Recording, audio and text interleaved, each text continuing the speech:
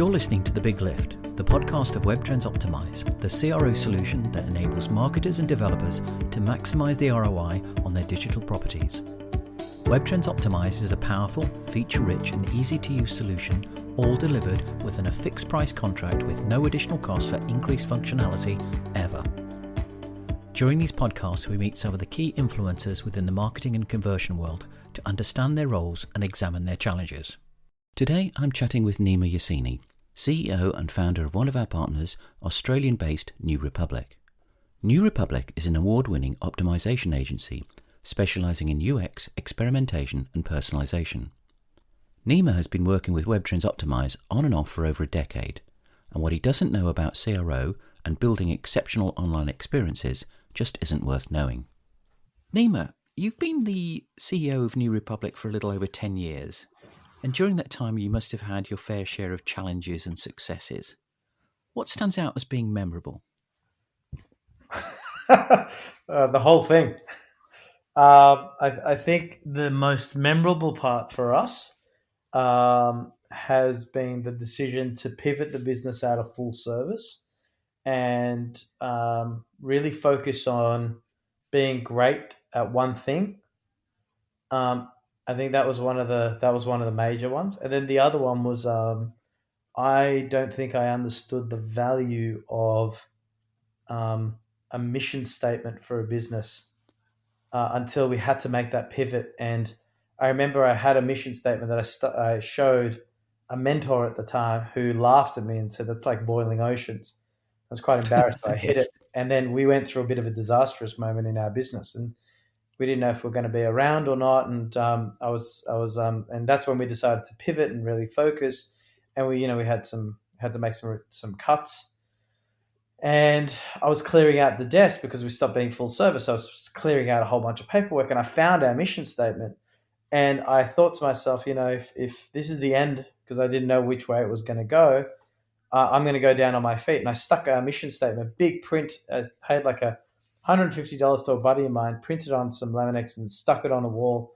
And it's amazing. Ever since I did that, and every time we had to make a decision, I stuck to that mission statement, things just started to really catapult and grow. So I think that was probably the second pinnacle point in the business. And I think I overarching all this, if I can actually create a brand new number one, was my business partner joining me. And I think when my business partner came in, she then said, "Let's focus the business," and then everything else started to really go off that. So I think they're the three top moments in the journey of this business. You say you moved out of full service, and that kind of helped focus the business into doing one thing really, really well, or maybe a couple of things really, really well. What was the kind of difference in the business as it was versus the business that it became under this new focus?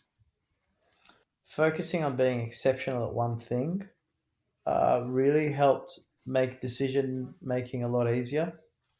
It really helped to always navigate us. So every time we were about to stray off, it bring us back.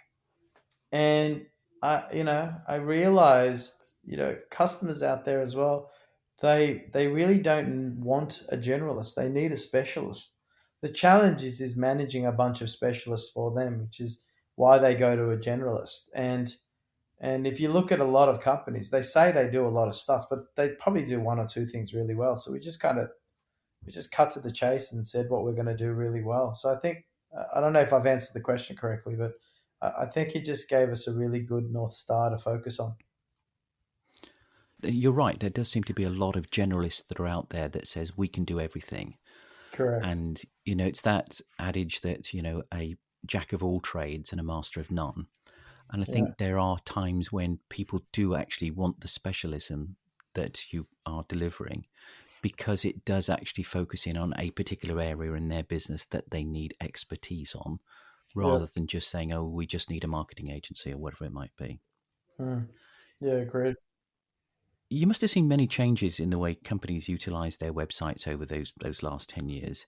Mm-hmm. And I would say in particular, UX and CRO has come to the forefront. How would you summarize the evolution? And more recently, how has COVID, if it has, changed things? So I think I think a lot of I don't think COVID's changed anything. I think COVID's accelerated or magnified the need. So I think what COVID's done is put a spotlight on how far behind some brands were, or how ahead some other brands were. So I know locally in Australia, we've the auto brands have all realized how mission critical the website is because there is no showrooms. They've got a whole bunch of sales staff that they can't utilize. So they're all talking about how do we bring chat into our website experience? How do we mobilize our sales team to use them as virtual salespeople? So I think COVID's accelerated and magnified the requirement. If you ask me, in the last 10 years, it's pretty much stayed the same. It's just the maturity of the organizations and how they see the medium has matured, and the importance of that medium at the boardroom table has matured. But the actual medium itself is pretty much the same, just with more features, more function, and a lot more richer experience. Does that answer the experience? Does that answer the question, John? Yeah, I think it does. But if I can extend that a little bit, has Mm. technology changed in that period of time, which has helped change it, or do you just Yeah. saying actually we're doing what we were doing? It's just more people want to do it. Well, I mean, look, there's no doubt technology's changed, so don't want to take that away. But to be really honest, if you the technology is pretty much the same. Like your technology is probably one of the oldest technology. You guys have been doing this for a long time. It's just Hmm. more people have become aware of it recently than back in 10 years ago. I remember we were using your tool back when I was in London. Would have been easily 10, 11 years ago. So like the technology's been out there. It's the practices that are maturing and the people that are learning how to use these technologies better. There's no doubt that technologies have evolved and you can do more things, but like, Adobe is still Adobe. Content management systems are content management systems. Experimentation tools are experimentation tools. The tools have gotten better. There's no doubt features and so forth, but I think the practice and the desire for people has driven the technology. So I think the customer or the marketers have become much more mature and much more aware of different solutions out there, and hence that's driven the technology growth. And does that maturity mean that people are more willing to listen to expertise, or do you think that they're getting the point where they say, actually, I know as much as you know, so therefore, I Yeah. don't take your advice quite so easily? So I think the fundamental relationship between client and agency or consultancy has always been semi broken, because in this space, digital between client and agency or consultancy is really built on the premise of I know more than you. So it's this competition of who knows more. And so client go, oh, you know more than me, so I'm going to hire you to help me because you know more and you can help us, right? And that's okay. And I think the specialization actually does help, because everyone's somewhat today they're a bit of a generalist. They know a little bit of everything, which helps a lot of marketing managers in the work they need to do. But they then hone in on a specialist to come in and extend what they can do. So I think when we talk about maturity, I think when it comes to experimentation, the market at different levels it's mature. And the problem with maturity, we did a maturity index some time about a year ago, and we're doing it again this year. The thing that we found with the issue with maturity is very self-reflective in the experimentation medium, because it's not one of those things like SEM where everyone knows, search engine marketing or being on Google, and there's no indexes and so forth. Everyone is very much, they go, well, I run 5 experiments, so therefore we've got a very mature experimentation program. But like when you actually when because we're in this luxury of being able to work with different companies, you realize like maturity is really self-reflective. You think you're mature, therefore you are. It doesn't mean you are. You might be great at A/B testing, but once you go into other forms of experimentation, you fall over yourself.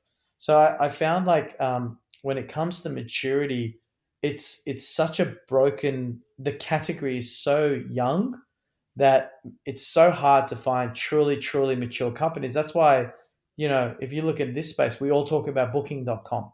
Why? Because booking.com is the extreme of experimentation. So therefore we say that's maturity, but it doesn't mean that's the most mature. It's just that's the most successful. Does that make sense, John? Yeah, I think it does. I think you're right about people believing that they are mature because their own maturity has grown over the years. but aligning that to other people and your maturity index is very interesting. And I think it's something that people need to know where they are in relation to others as opposed to in Correct. relation to themselves. So that's what we did. We basically are doing a yearly index for our country nationally, where we study the top 100 brands, and what we're looking for is what are the common themes that we're seeing across those brands and the categories, and what we try to do is help organizations look at where they sit against others like them to really start to get a gauge on how mature they are and how their program is running when compared to other organization in the same industry of the same size. I'm sure that's a really helpful thing for people to be able to see where they are, because I think everybody needs to know how advanced they are in what they're doing. And a lot of people want to be at the leading edge of that, and others want to say, actually, I'm not doing as much as I should. So, how can you assist me to get better? Correct. Going back a few years, you had, or you introduced this methodology called GRIP on how to Yeah, sell more through the rules of interpersonal attraction. relation. Yeah, that's right. Can you just give me a little bit of insight into what that is and how it works and how its success is seen? Yeah, sure. So we built Grip back in the days when we were doing full service, and one of the services was around brand defining brands and helping build brands. And in those days, a lot of our brand work was done for .com businesses who were growing, creating a brand for themselves. So and there's a lot of methods around building brands and a lot of methods around building brand expectation. So, if you're a fan of Carl Jung, using archetypes, and there's many more. And we built Grip around looking at how do you build relationships between brand and consumers. But the concept of Grip works in any medium. So it's actually an acronym. G stands for generosity, R stands for responsiveness, and P stands for proximity. We put in the I so it didn't sound like GURP. So the I doesn't really mean anything. It's only so it doesn't sound so ridiculous when you say the acronym. So You could have had interaction. we could have actually. You're right. And so the concept of if you go through the acronym is there are 12 interpersonal relationships. If you boil them down, they kind of group into these three. So generosity is all about the concept of how much a brand is willing to give before you give back to the brand. So, for example, you'll see a lot of times on a website, a brand will say, "Hey, listen, take 10% off your next purchase if you give us your email address or join our mailing list." So that's a form of generosity. We give before we take. Um, Hmm.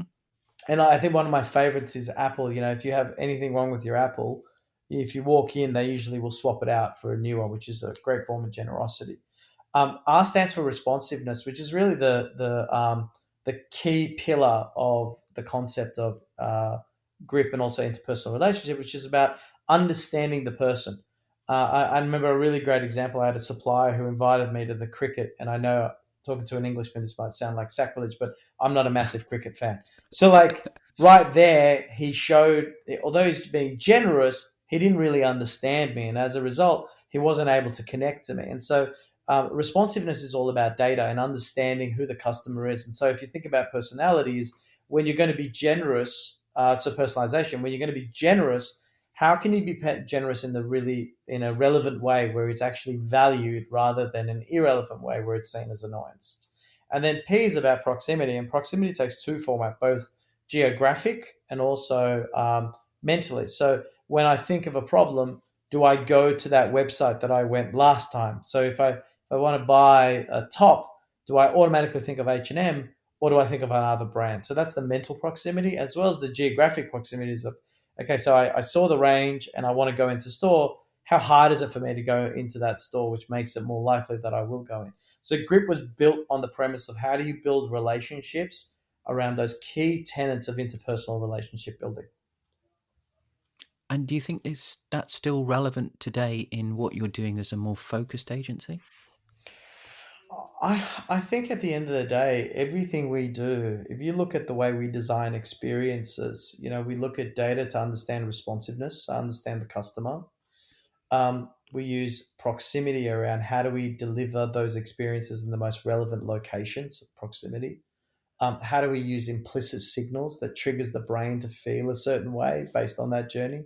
And then generosity, we try to look for generosity, whether it's being, making the experience as easy as possible, generous with time, or generosity by creating experiences that gives to the customer, or making them aware of how the brand is actually giving to them, because sometimes those messages are hidden. I definitely think that it's carried through our work, and I definitely think it has relevance in, doesn't matter where you are, who you are, and hey, if anyone wants a free copy, just let me know. I'll send you the PDF version.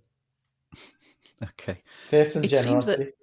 yeah, it seems like in the last few months under COVID restrictions, those three things, generosity, responsiveness, and proximity, are probably more important now because we've kind of fallen into the good brands versus the not so good brands with regard to how they've been responsive to the situation.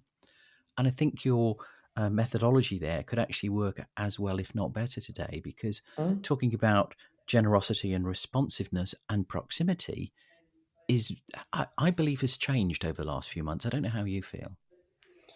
Look, yeah, definitely. I think right now, financial institutions being generous in, delaying mortgage repayments and so forth, and organizations being more generous to their staff. I definitely think Grip is playing much more of a role today than ever before.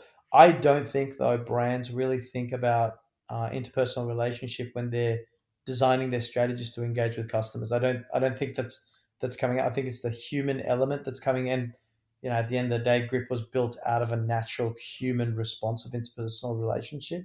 So although it's there, I don't think people are cognizant. And I don't know if you saw the book, we've actually built a model where you can actually measure where you are from a generosity, responsive, and a proximity, and identify what are the things you really need to work on. Whether it's, you're not generous enough, you need to focus on your generosity, or you're not really from a proximity perspective, you're not close enough mentally and physically. So we've created a kind of a measurement structure that allows you to figure out where you are uh, in the Grip model, and what you need to focus on. Yeah, I did take a look at it, and I found obviously I haven't been in any great depth, but I did find it useful. And I think anything that you can measure yourself against others potentially or against yourself is really useful for this Mm, kind of thought process that one has to go to when doing anything with regard to experimentation or CRO or anything like that, yeah, agreed. because it's just something that people tend not to think about. They tend to think about what am I trying to do as opposed to why am I trying to do it. Yeah, yeah, Just agreed. going back, you've been around at 10 years. You're very successful as an organization. What do you think are the three things that make your business a success other than, as we've discussed, the focus? What makes us a success other than our focus? I think we started with a very simple concept. We wanted to create a repeatable process. I was a big fan of a book called Good to Great, and then another book called E Myth, and it's all about how do you create a quality product that can be consistently repeated. And although you might hate McDonald's, I think that they've got a wonderful process of creating a consistently shitty product. And what I would say is the most under valued and underestimated value within any human trait is consistency. It's such an important factor. But I remember when me and my wife were dating, and I remember one of our dates, and she says it to me all the time. I said to her, "What do you value in life? Like, what's your most important value? Is it about strength or respect or trust or whatever? What is it?" And I mean, she gave me the standard stuff that I always hear. Not that she's being standard, but that's, everyone talks about honesty and integrity. And so Hmm. everyone has those. And she said, "What's yours?" And I said, I kind of feel like honesty, integrity is stuff that you always have, people have to have. But I think my number one is consistency. And she was like, she didn't say it at the time. She told me later, but she was like, "I thought you were so boring for saying that." And I was like, fair enough. I guess I it is didn't think it was boring. a winning combination, to be honest. No, Consistency. no, Well, no. We yeah, I'm got a married. great bloke. Yeah, we got married. I I'm did really something right. consistent. Yeah, I'm really concerned. But like she very funny enough, like a few days later, she had to go to a different cafe, to get her morning coffee, and the cafe didn't make it like where she always gets it. And she just said it destroyed my entire day. And I realized you're so right that without that consistent coffee experience in the morning, my day just starts off in a good way or a bad way. And so she realized that although you don't notice it, consistency is such an important thing. So I think one of the things that we've been really meticulous on is creating a quality process that delivers the same quality outcome every time. And so we do a lot of stuff around measuring how much rework did we have, how long did the experiment take to get live, how many winning versus losing or learning experiences have we had. So we use the data as much as possible to keep fine tuning. Like we've got a product coordinator.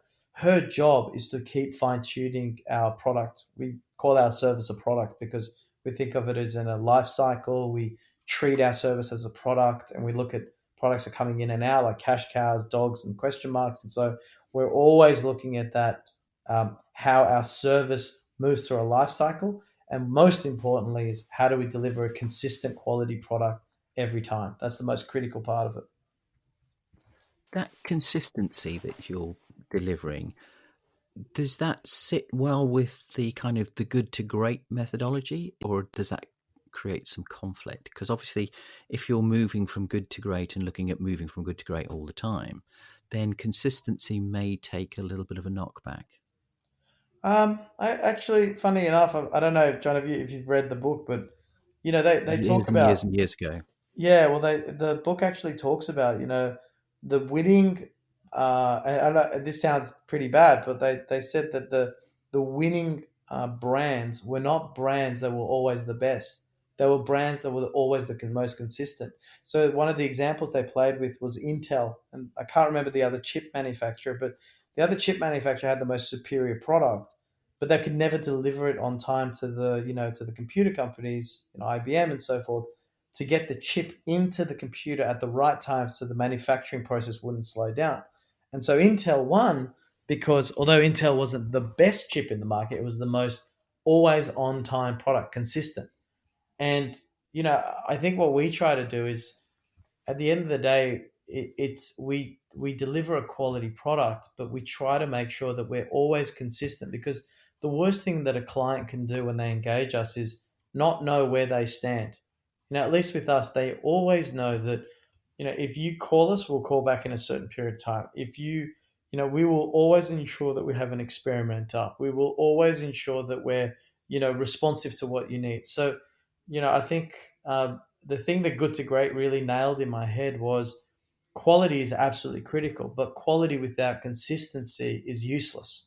And so, what we try to do is we try never to sacrifice quality, but if it means to have a quality product that's inconsistent, there's no point, because at the end of the day, clients want to know that they can rely on you, and consistency is a critical part of quality, as over time I discovered. So you talk about consistency, and that's great when you're an agency that's been going a few years. You can deliver consistency. But what would you say are the advice that you would give to an agency that's just starting out? Don't start an agency. It's the first thing I would say. Do not start an agency. It's a terrible, terrible business to be in. Uh, but if you really, really want to do it, I would say the most important lessons you can take. Can I answer this in a long way, John? Because I Absolutely. think there's some critical factors. Number one is read E Myth and read it twice. Don't read it once, read it twice. And the book E Myth is about the myth of entrepreneurism. And the one thing I would say that I didn't really understand at the time, or I kind of was delusional, I lied to myself. And I think any entrepreneur has to be a bit delusional to start a business, because it takes a lot to really get a business humming. Was that there are three people in any successful business: the practitioner, the person who's really good at doing the practice or the craft, whatever it is; the manager, the person who's really good at managing others to deliver a consistent outcome; and the entrepreneur, the person who's able to see opportunities and jump. They don't think about where they're going to land, they're just going to jump. Most agencies are started by practitioners. And the problem with practitioners is when they start a business, they're really good at the practice. But as they grow or as they pick up new clients, what they'll find is they will end up doing all the things that they're bad at rather than the thing that they were good at. Because as soon as you bring on clients, you've got to do client service. You've got to, do finance. And then you hire staff to be able to deliver the work you can't deliver. So then you've got to do QA and you've got to do quality control. And so what ends up happening when practitioners start businesses is they stop practicing the craft that they're great at and they start practicing activities that they've never done before. And so therefore they're going to suck at it because that's not what they're good at. So if you are starting an agency and you're that psychotic that that's what you want to do, A, find people who complement what you're good at. B, make sure you really are honest with yourself. Are you the practitioner? Are you the manager? Are you the entrepreneur? The thing is, most people think that they're entrepreneur because they're starting a business. They're not. They're practitioners. They're good at a certain craft, and rather than doing it for someone else, they want to do it for themselves. That doesn't make you an entrepreneur. And the biggest problem with our industry, John, is we're all very smart people, but we're the dumbest people on earth because we compete in a category where all smart people compete against each other. You're better off competing in a really dead end dumb industry, let's say garbage cleaning, and I don't know how smart people in that category are, but we are very smart people in digital, and so we end up competing against each other, which makes us very dumb people. You should be very, very smart and go and compete in dumb industries where it's backwards and you can revolutionize it, right? So I think if I have any words of advice for an entrepreneur, read anyone starting in digital, sorry, read E-Myth. Don't lie to yourself. Are you the practitioner? Because if you're the practitioner, go find some people who can be the manager and the entrepreneur. And the last one that I would say is critical. Make sure you're not starting a business to give yourself a job, but you're out there to create a better outcome for an industry or a category or a mission that you believe is important to you. I like that one. I like that third one very much. I think there are a Yeah. lot of people that start businesses because they're out of a job. Yeah. And can I point out one thing? All this stuff you hear on the internet, do something you love, it's all bullshit. There is no such thing as do something you love because after a while of doing something you love, you start getting sick of it. So do something where you have a mission, you have a purpose, because you'll never lose a purpose, but you do fall in and out of love, right? Especially when you have to do that thing every day in, day out, sometimes over the weekends, working 11, 13 hours. You will fall out of love with something that takes so much from you. Whereas if you have a mission and purpose, there is an outcome you're driving to. It's measurable, it's easy to understand, and you can see if you're making a difference. So, all these things you see on the internet of people saying, find something you love and you'll never work a day in your life, all those people are bullshitting you because they've never done it. All these sayings are made by people who never have worked for themselves or had to go through the pain of building a business. What I found was as soon as I had a mission, I had a purpose, I had a reason for doing what I'm doing, that started to make sense because I could actually start to measure the impact I was making. And then that motivated me to do more. And it started making me think, how can I do this at scale? What else can I do? And so as soon as I realized that being in love with what you're doing, which is where most practitioners start, is actually a short term because as you grow and get older, your needs change, your life situations change, and the things you love change. When I was 16, I loved different things to what I love now. And I've got a kid, my priorities are completely different now. And so the things I love are different. So Yeah. to find something you love means you will always stay the same. And when you start a career, let's say at 18 or 20, what you love back then is not going to be what you love 20 years later. So really focus away from finding something you love to something you're passionate about, that you have a desire to change, a purpose, a mission. That's the one big thing I would say is if I could go back and talk to myself when I was younger and starting an agency, I would first say don't start an agency. But then the second thing is have a purpose. What's the reason you're starting this business? And if you can't wholeheartedly answer that, don't start. Until you can answer it, don't start. I think that's been a marvelous insight. It's not often you hear people say, obviously, don't start one, but also to be able to understand that it's about being something that you have to do day in, day out for the next however long your agency or however long your business stays in business. But I mean, that's the truth, right? Yeah, and that consistency that you want to be able to deliver is part of that being able to replicate what you do day in, day out with energy and passion. Not so much Correct. about whether I need a new job or whatever. But you know what drives passion is being able to measure the difference you make. And that's the thing I realize is when you're in love with something, you can't it's hard to measure. Like when you say how much do you love something, it's really hard to measure. It's an intangible. Whereas when you're making a difference or a change, I want to make 5 people run an experiment. Once you see 3 people doing it, you actually can measure the change you've made, and that's the most important thing. Is when you have a mission, it's measurable. When you're in love, it's immeasurable.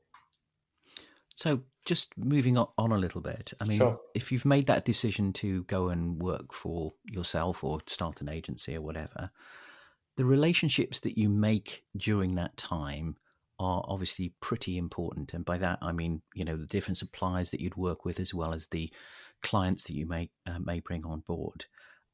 You work with a number of different suppliers, of which we're one of them. Yep. What makes a good partnership, and how do you measure it? Um, I hate saying this, but I heard this really funny quote once, which is relationship ends the day it begins. And I really like that, not because it's faithless in its ideology, but because it's up to me how long this relationship goes. If I give nothing to it, then it ends quickly. But if I give more to it, then it keeps going. So I think, in that vein, it's all about how can I give before I expect immediately. So you've got to give people time to return a favor that you might have done. But it's really important that you give. You don't sit there and wait for someone to give to you first before you give. So that's really important. I think the second one for me is how do I do those small actions that have such huge responses? Like the small things of remembering a partner's birthday, or inviting them to the first initial meeting where you're discovering something about a client together. Those little small acts that have such magnificent impacts in building trust, in building insights, in being able to connect the dots to get better outcomes. And then the last one for me is um, always be desperate. Knowing that a relationship ends, you always are just desperate to keep it going. And that's what we do with clients. Like my belief systems with clients is I'm just desperate to succeed. I'm desperate to make sure that they get value. And I think a lot of times people take relationships for granted and they lose that desperation. And the minute they lose that desperation is the minute that they start to relax and things will happen as they happen and they start to take each other for granted. So one of the things I love the word desperate because desperate is the survival to breathe, the survival to stay. And I think desperation has been one of the reasons we've succeeded because I just always wanted us to be great at what we did. I was so desperate for clients to get the outcome they needed that we did anything and everything to make it happen. So I think that works well in the idea of how to make a relationship successful. I've never heard the word desperate being used in a relationship between partners, but the way that you've explained it, I understand that. Just a couple of quick fire questions as we Mm. tend to finish off most of our podcasts with. Brand recognition or sales? Brand recognition. Client side or server side?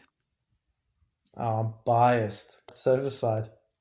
And which do you believe delivers more to a client, SEO or PPC? Oh, CRO. That's a cop out. No, I really do. I really do. I think what adds more value to. Okay, I can always say to you, between SEM or SEO, which one adds more value. But if you really ask me, to be really frank, CRO, if I create relevancy on the page, you lower your cost per click. And I think a lot of marketers still haven't figured this shit out. Is like they spend so much money on driving this traffic, but they don't realize it's all connected. Google reduces your cost per click if your relevancy score goes up. So in real fact, SEO and SEM, the only thing they're doing is making Google richer and you more desperate to be on Google. Whereas if you focus on the experience when they get there, and by the way, the majority of clients we work with are well-known brands, right? Yeah. People know what Volkswagen is. You don't need to tell them Volkswagen.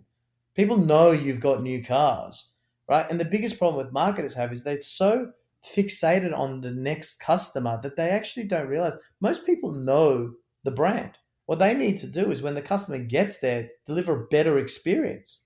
So a lot of them are just competing on buying the same customer over and over again, and they're just not really understanding the value of the on-site experience and how that has such a bigger impact on conversion. Can I tell you something?